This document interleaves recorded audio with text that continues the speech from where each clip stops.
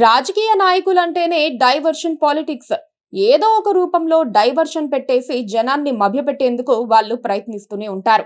ఇతరులు డైవర్షన్ చేస్తున్నారంటూనే తాము డైవర్షన్ కు దిగుతారు.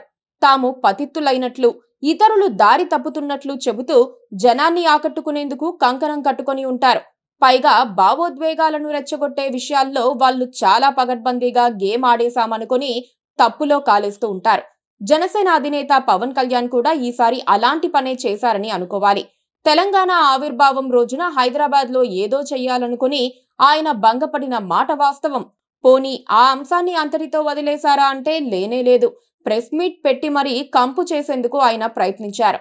బరాబర్ వస్తాం, బరాబర్ పోతాం, తెలంగాణ ఎన్నికల్లో పోటీ చేసి చూపిస్తాం. ఆయన వదిలిన డైలాగ్స్ కారణంగా సెంటిమెంట్ వాదులను ఒక అవకాశం ఇచ్చినట్లయింది.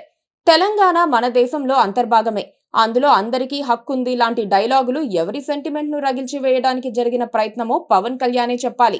తెలంగాణ ప్రజలు, ముఖ్యంగా మేధావులతో తిట్టించుకోవడానికి తానొక ప్రెస్ మీట్ పెట్టానని పవన్ కు అర్థమైందో లేదో. తెలంగాణలో బతికే కోట్లాది మంది వలస జీవులపై ఒత్తిడి పెట్టడం అంత అవసరమా అని మరోసారి అయినా పవన్ ఆలోచించి తన వైఖరి పునరావృతం కాకుండా చూసుకోవాలా వద్దా?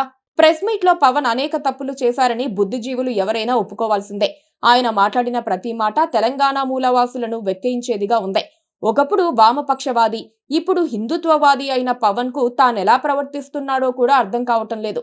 గద్దర్ కు కారు కొనిచ్చారంటూ ఎప్పుడో చేసిన గుప్తదానాన్ని ఇప్పుడు బయట పెట్టడం ద్వారా పవన్ కళ్యాణ్ తనను తాను ఇరకాటంలో పెట్టుకున్నారని అనుకోవాలి. గుప్తదానాన్ని ఎన్నడూ బయట పెట్టకూడదని, దానిపై ప్రచారం వద్దని హిందువులు భావిస్తారు.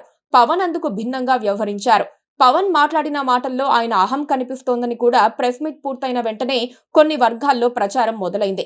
దానికి ఆయనే కారణం కావాలి తప్పితే వేరొకరు కాదు. తెలంగాణలో జనసేన పోటీ చేస్తుంది అని పవన్ ప్రత్యేకంగా చెప్పుకోవాల్సిన పని లేదు.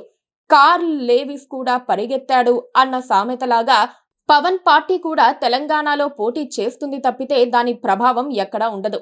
2023 అసెంబ్లీ ఎన్నికల్లోనూ, మున్సిపల్ ఎన్నికల్లోనూ ఆయన పార్టీకి ఘోర పరాభవం ఎదురయ్యింది. అసెంబ్లీ ఎన్నికల్లో బీజేపీ మద్దతుతో 5 చోట్ల పోటీ చేస్తే డిపాజిట్లు కూడా రాలేదు. దాంతో ఇక పవన్ పార్టీతో తెలంగాణలో పొత్తు లేదని టీబీజేపీ అధ్యక్షుడు రామచందర్రావు ప్రకటించి చేతులు దులుపుకోవాల్సి వచ్చింది. అయినా పవన్ కు తన బలహీనత అర్థం కావటం లేదు.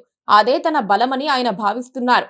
6 వేలు ఉంటే ఎంత, లేకపోతే ఎంత అని తెలంగాణ బీజేపీ భావిస్తున్నప్పుడు పవన్ సాధించేదేమిటి?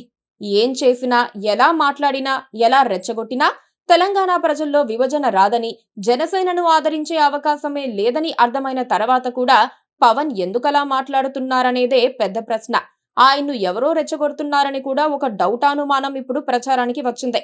ఇంతకీ ఆ పెద్ద మనుషులు ఎవరు అన్నదే ఇప్పుడు చర్చనీయాంశం.